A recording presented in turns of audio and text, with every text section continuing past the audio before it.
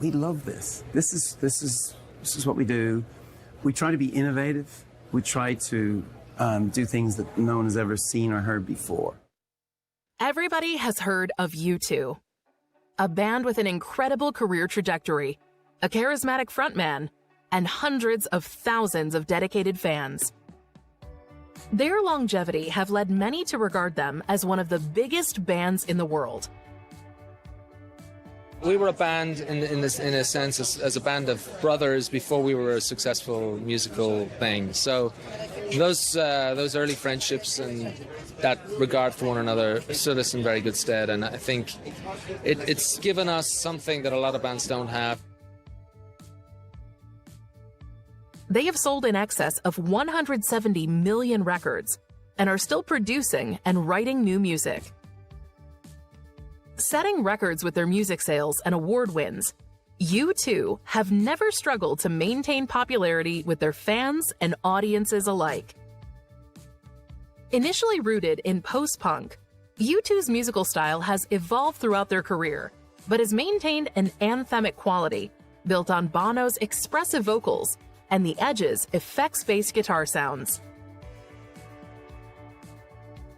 U2 have released 14 studio albums and are one of the world's best-selling music artists. They have won 22 Grammy Awards, more than any other band, and were inducted into the Rock and Roll Hall of Fame as soon as they were eligible. Their rise from small-town Irish kids to selling out stadiums worldwide, there is no doubt U2 have solidified their own legacy before they've even retired from the music industry.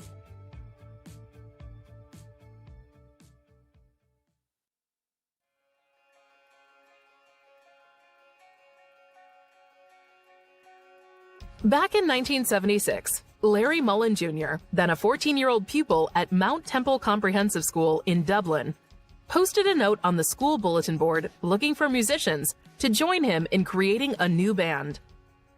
6 people responded to his note and met at his house on the 25th of September.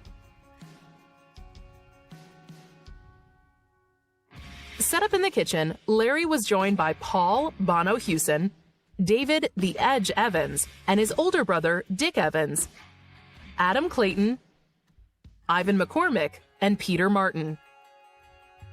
Larry Mullen later described it as the Larry Mullen Band for about 10 minutes. Then Bono walked in and blew any chances he had of being in charge. Within the first couple weeks of meeting, Ivan and Peter dropped out, leaving the remaining 5 to settle on the name Feedback and begin covering songs, which they have since admitted was not their strong point.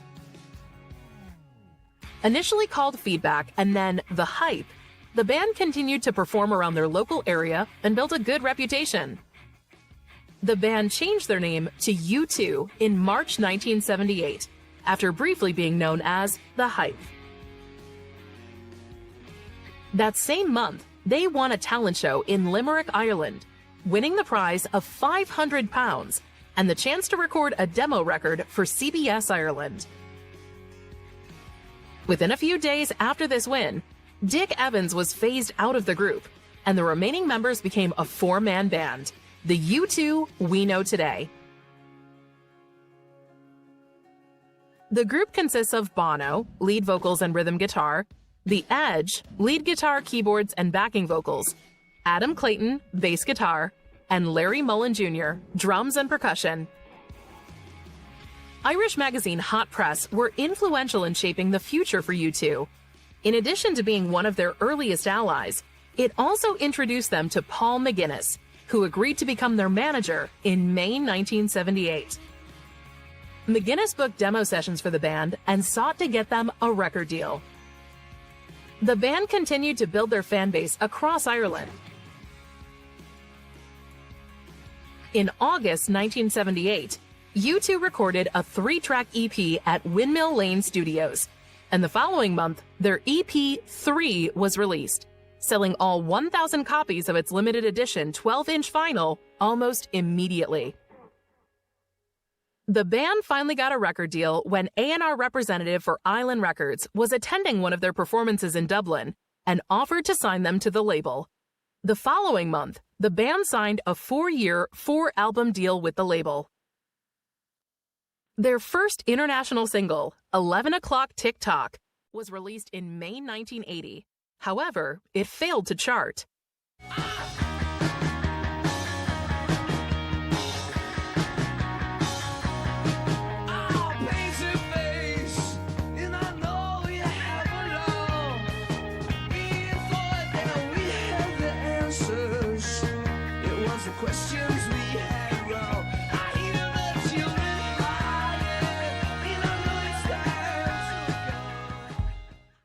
From July to September of this year, the band recorded their first album, titled Boy, at Windmill Lane Studios. Boy was released in October 1980, receiving positive reviews from critics.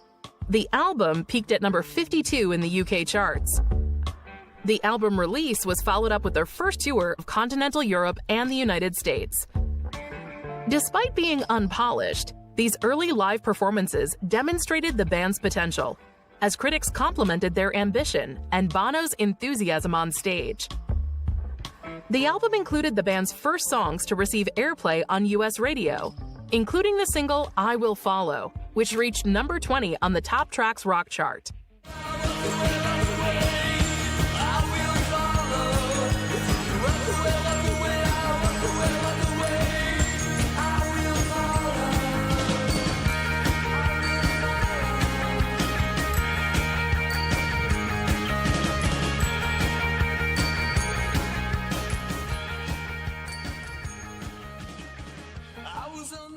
The band faced several challenges in writing their second album, October.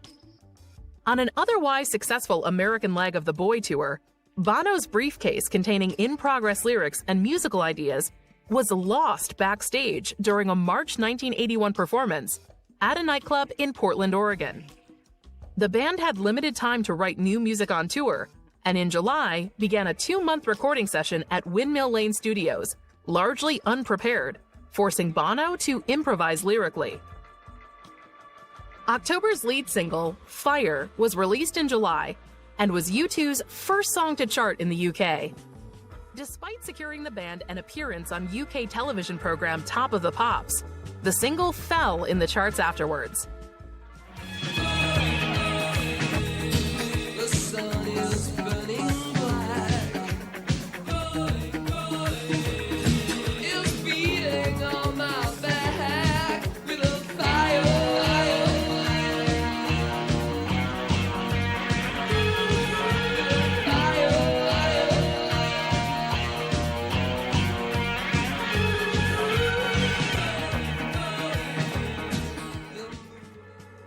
October was released in October 1981 and contained overtly spiritual themes. The album received mixed reviews and limited radio play, and although it debuted at number 11 in the UK, it sold poorly elsewhere. The single, Gloria, was U2's first song to have its music video played on MTV, generating excitement for the band during the October tour of 1981 to 1982 in areas where the television channel was available. I try to stand up, but I can't find my feet. I try to speak up, but only in you I'm complete.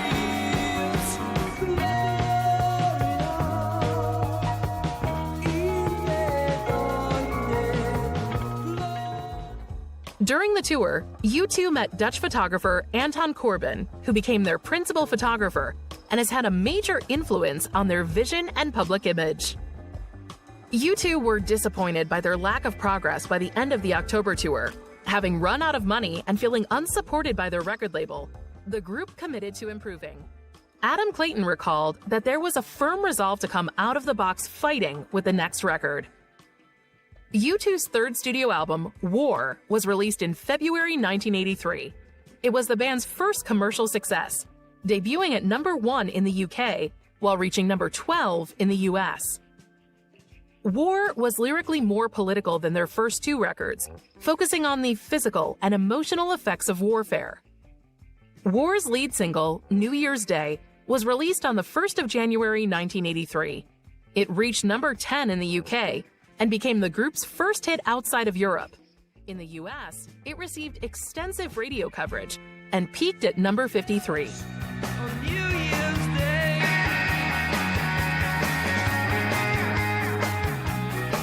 On New Year's Day. I will be with you again. I will be with you again. The Unforgettable Fire, their fourth album, was released in October 1984 and was at the time the band's most marked change in direction musically. The album reached number 1 in the UK. The lead single, Pride in the Name of Love, written about civil rights movement leader Martin Luther King Jr., was the band's biggest hit to that point and was their first song to chart in the US Top 40. One man come and go. One man come here to justify. One man to overthrow. In the name of love. One man in the name of love. In the name of love. In 1984, Bono took part in the recording of Do They Know It's Christmas, a song written by Bob Geldof and Midge Uri in reaction to television reports of the 1983 famine in Ethiopia. The song was first recorded in a single day, on the 25th of November 1984, by Band Aid, a supergroup put together by Geldof and Uri, and consisting mainly of the biggest British and Irish musical acts at the time. The single was released in the United Kingdom on the 3rd of December 1984, and aided by considerable publicity, it entered the UK singles chart at number 1 and stayed there for 5 weeks, becoming the Christmas number 1 of 1984. Do They Know It's Christmas has been re-recorded 3 times, in 1989, 2004, and 2014. Bono appeared again in 2 of the re-recordings, in 2004 and 2014.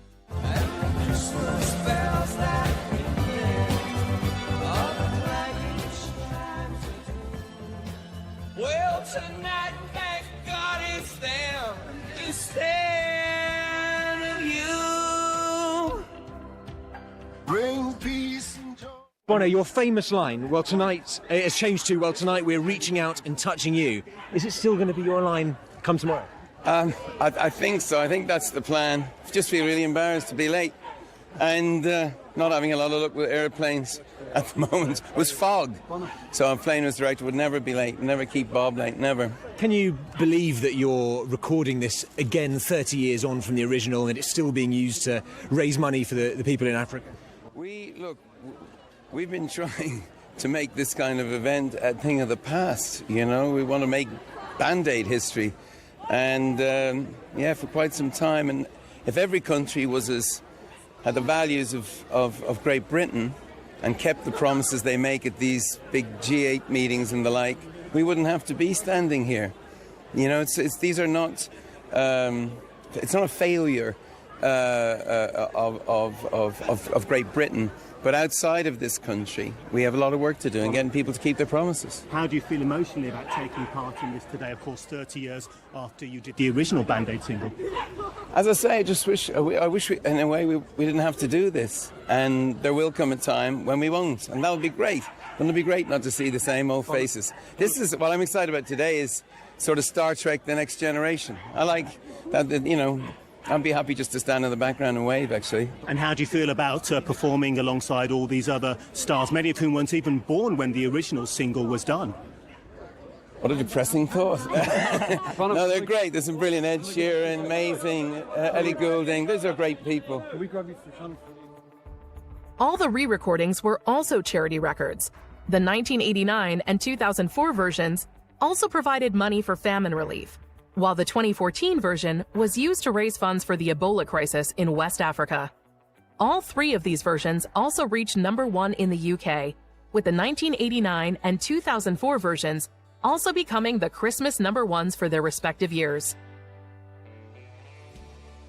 On the 13th of July 1985, the group performed at the Live Aid concert at Wembley Stadium for Ethiopian famine relief before a crowd of 72,000 fans and a worldwide television audience of 1.5 billion people.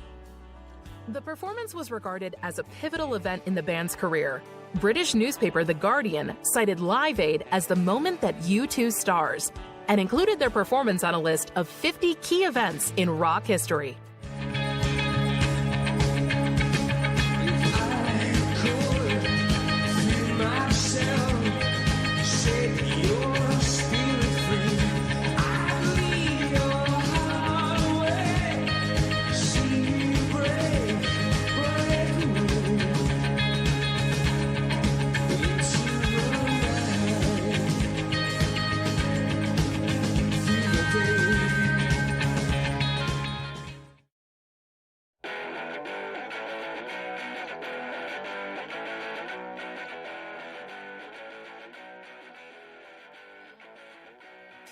For their fifth album, The Joshua Tree, the band wanted to build on the unforgettable Fire's textures, but instead of out-of-focus experimentation, they sought a harder-hitting sound within the limitation of conventional song structures. The Joshua Tree was released in March 1987. The album juxtaposes antipathy towards U.S. foreign policy against the group's deep fascination with the country, its open spaces, freedom, and ideals. The album went to #1 in over 20 countries, including the UK, where it received a platinum certification in 48 hours and sold 235,000 copies in its first week, making it the fastest seller in British chart history at the time. In the US, it spent 9 consecutive weeks at #1. The album included the hit singles With or Without You, I Still Haven't Found What I'm Looking For, and Where the Streets Have No Name, the first two of which became the group's only #1 hits in the US.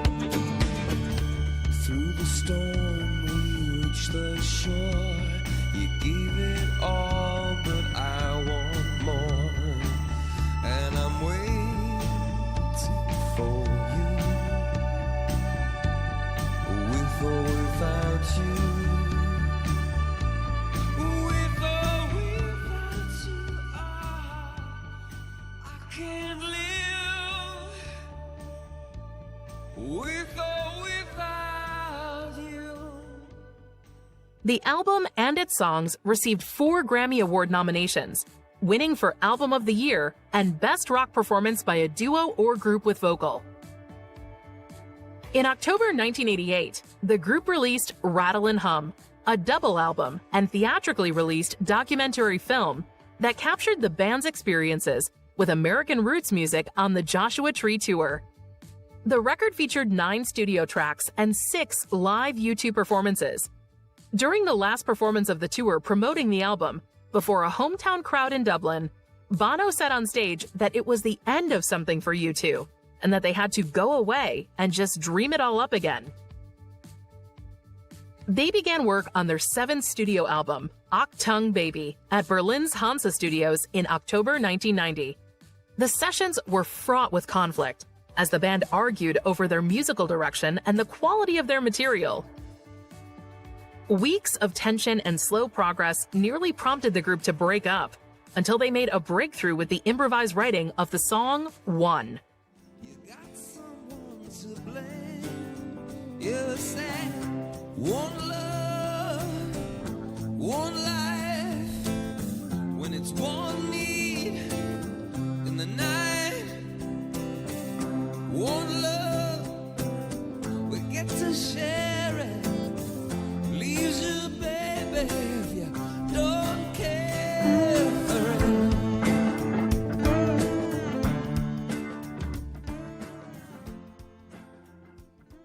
They returned to Dublin in 1991, where morale improved and the majority of the album was completed. Achtung Baby was released in November 1991. The album represented a change in musical and thematic direction for the group. The shift was one of their most dramatic since The Unforgettable Fire.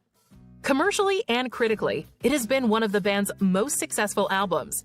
It produced 5 hit singles, including The Fly, Mysterious Ways, and One, and it was a crucial part of the band's early 1990s reinvention.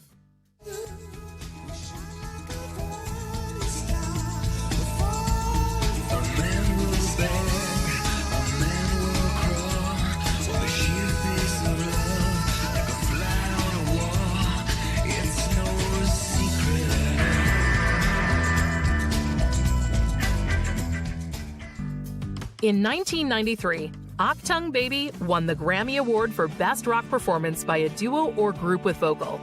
Like the Joshua Tree, many publications have cited the record as one of rock's greatest.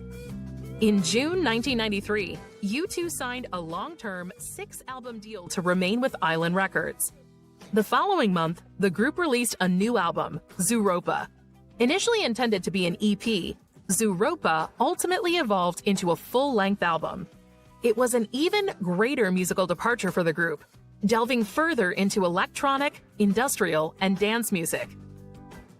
Although the commercially successful Zooropa won the Grammy Award for Best Alternative Music Album in 1994, the band regarded it with mixed feelings, as they felt it was more of an interlude. Over the next couple years, U2 released another 2 albums, Pop in 1997 and All That You Can Leave Behind in 2000.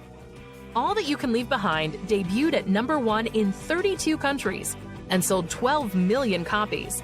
Its lead single, Beautiful Day, was a worldwide hit. You can lend a hand in return for grace. It's a beautiful day.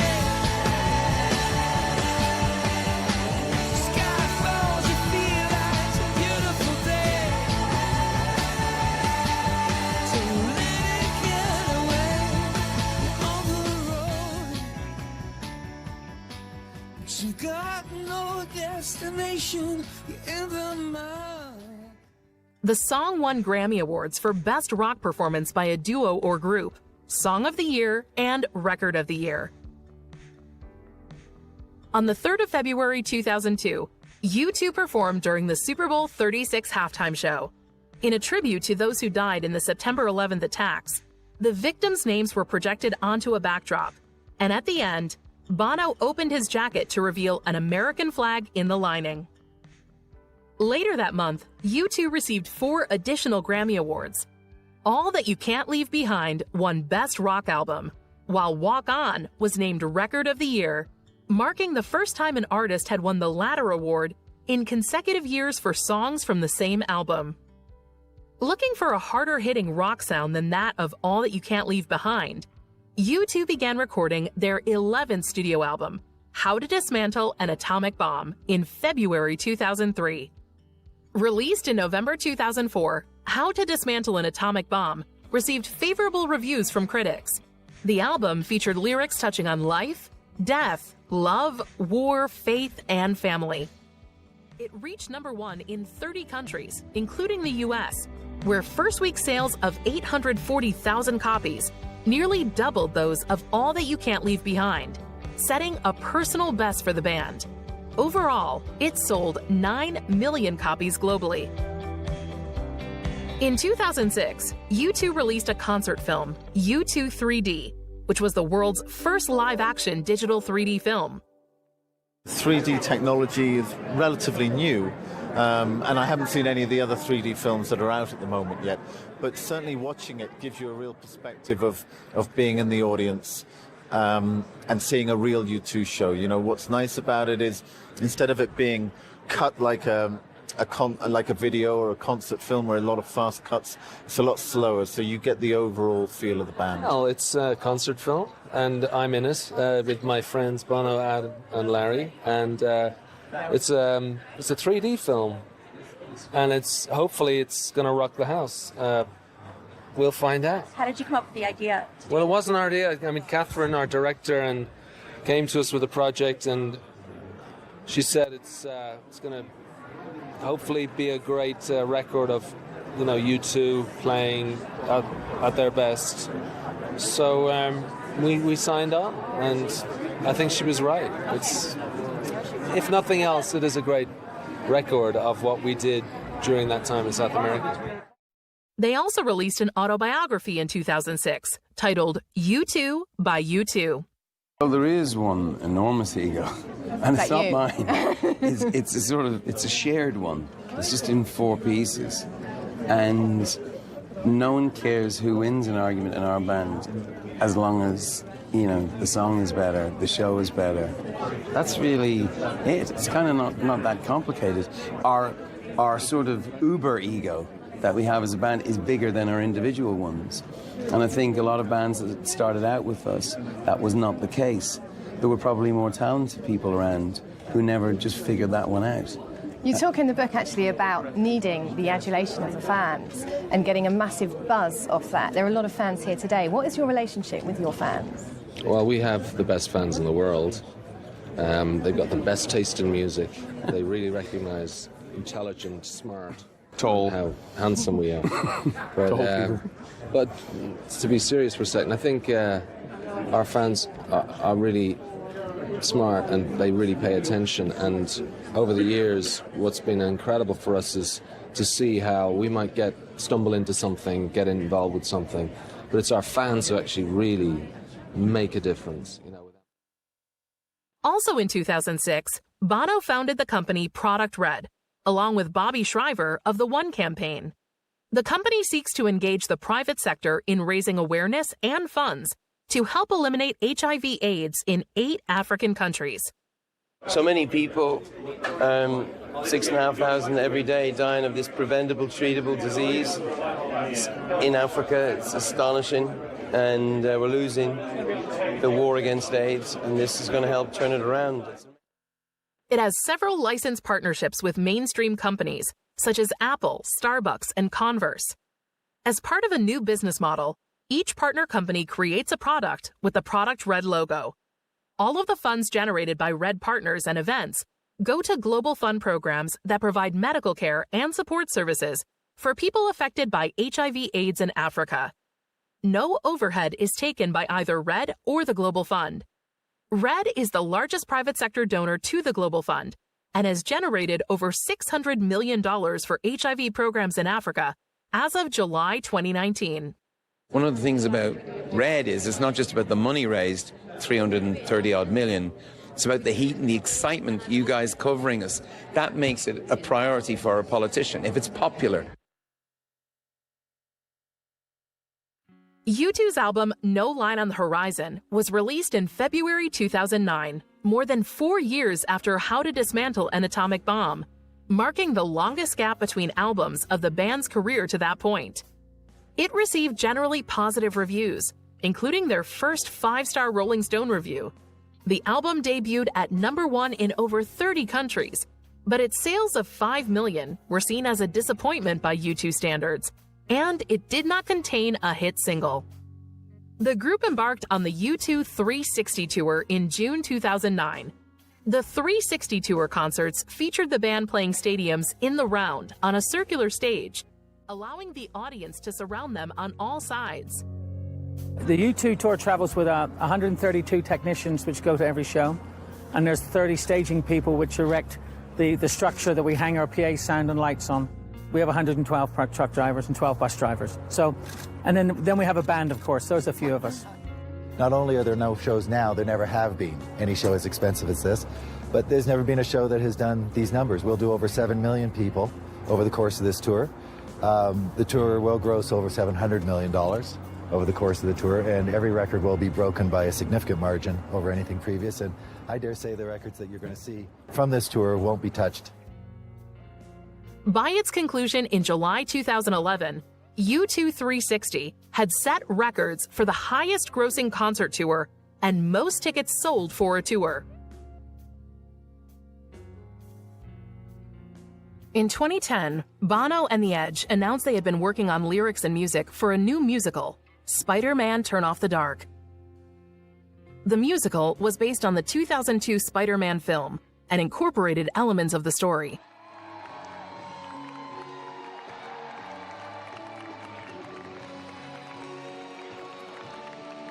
The production included highly technical stunts, such as aerial combat scenes, and actor swinging from webs, being described early on as the most technically complex show ever on Broadway, with 27 aerial sequences of characters flying and engaging in aerial combat. Still, the one show people want to go and see when they go to the city, when they come to New York, because it's a New York story. Spider-Man, it's his hometown. I mean, he's from Queens, but it's New York. And Mary Jane's from Queens. That's where Joey Ramone comes from. It also included a multitude of moving set pieces that put the audience in the middle of the action, and enough projections onto giant screens that Bono said it is like a three-dimensional graphic novel. The musical celebrated 1,000 shows in May 2013. They said it couldn't be done.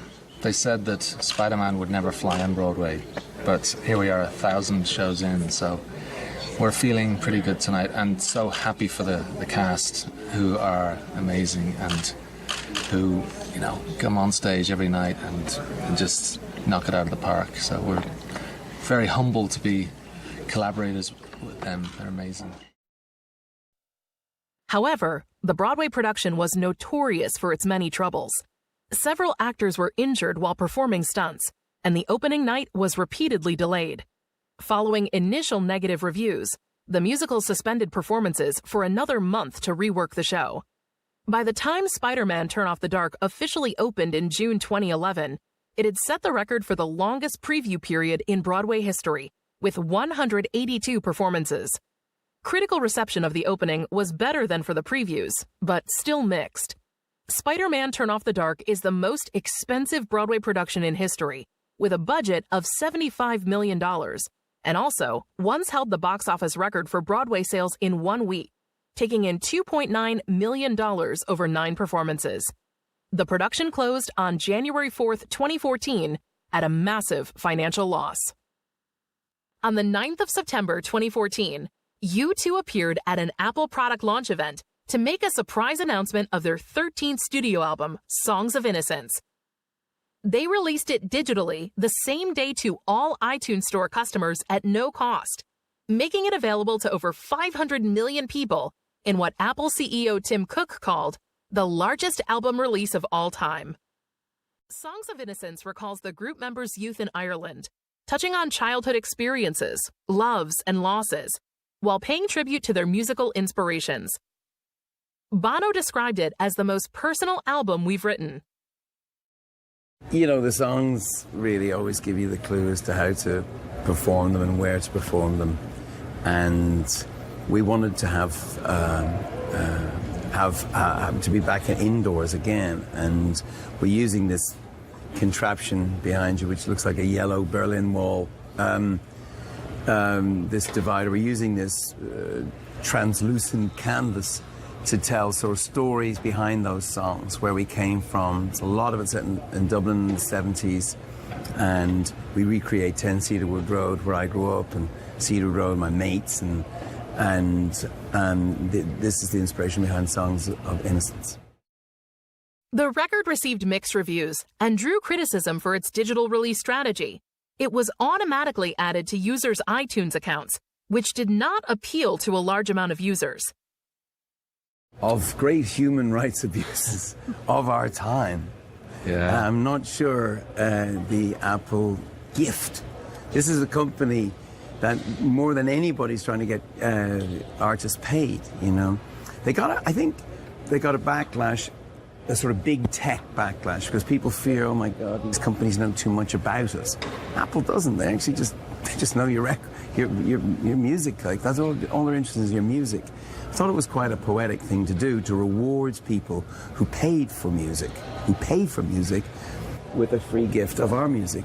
They paid us modestly, and we were grateful for that. We've got to experiment.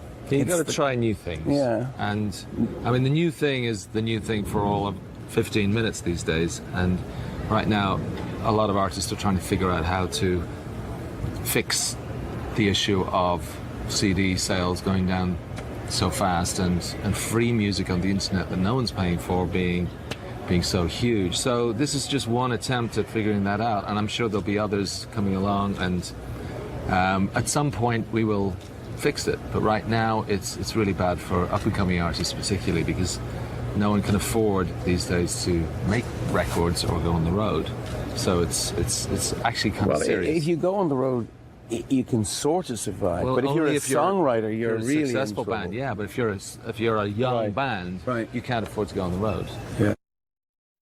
In 2016, U2 worked on their next studio album, Songs of Experience, which was intended to be a companion piece to Songs of Innocence.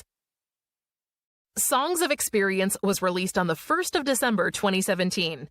The first single, You're the Best Thing About Me, is one of many songs from the album that are letters written by Bono to people and places closest to his heart. The album went to #1 in the US and has since been certified platinum.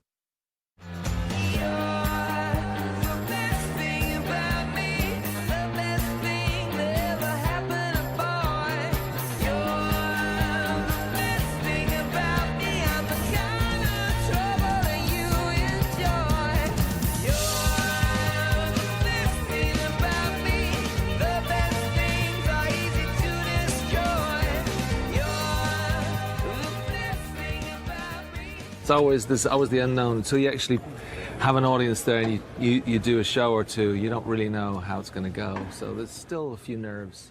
Yeah, you find out whether these songs are any good or not, and that's it. That's our audience is very demanding, but live is where U2 lives. As we've always been a live band, ever since we started out. This was our records are great, and it's amazing when we're played on the radio, but to experience U2, you got to come see us live. So. Bono is known to be a real family man. When he's not rocking the stage alongside his bandmates, the iconic Irish singer-songwriter is spending time with his longtime wife and their beloved kids.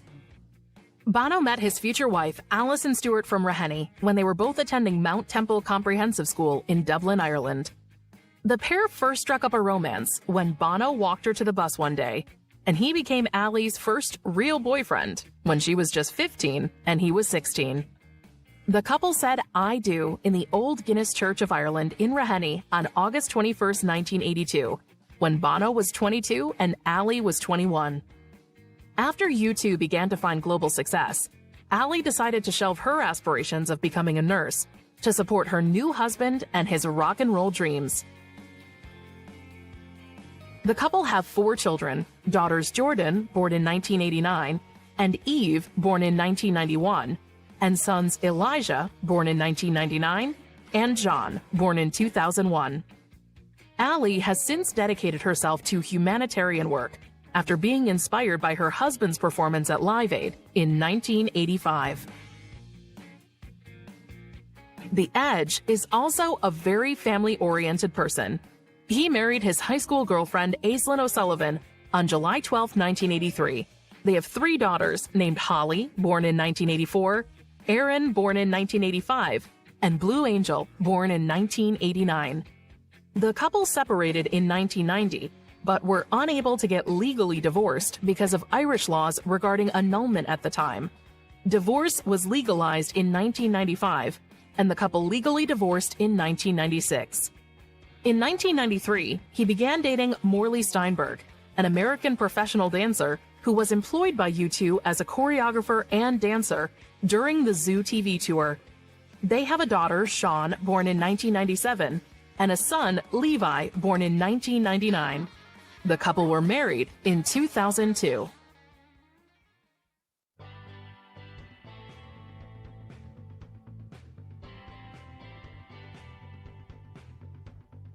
U2 are regarded as one of the greatest pop rock acts of all time and have sold an estimated 150 to 170 million records worldwide, placing them among the best-selling music artists in history. You know, we were a band in a sense as a band of brothers before we were a successful musical commercial thing. So those early friendships and that regard for one another stood us in very good stead, and I think it's given us something that a lot of bands don't have. You know, when you go through a difficult time, that's when you got to make these decisions sometimes. What's the important thing? And for us, I don't think it's ever changed. It's always this concept that we all have to win, that it's not good enough for one or two individuals to kind of succeed, that the collective has to win, otherwise we fail. U2 have 8 albums that have reached #1 in the US, the third most of any group.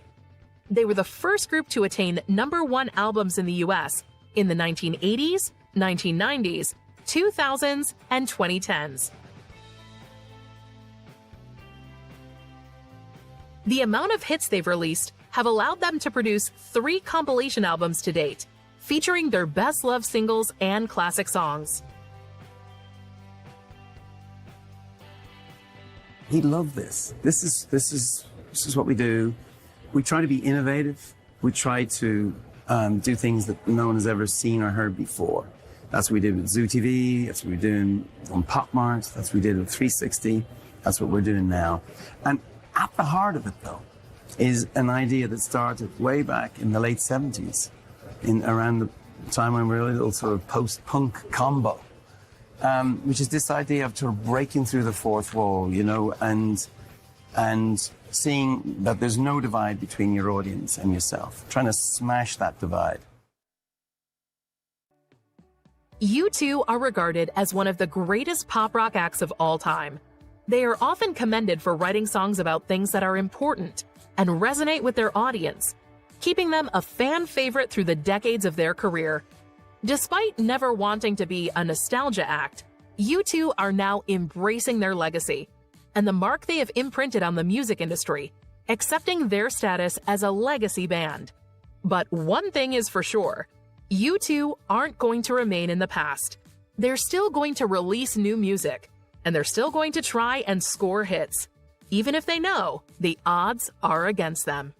We're back. We're back, and we're hard to get rid of.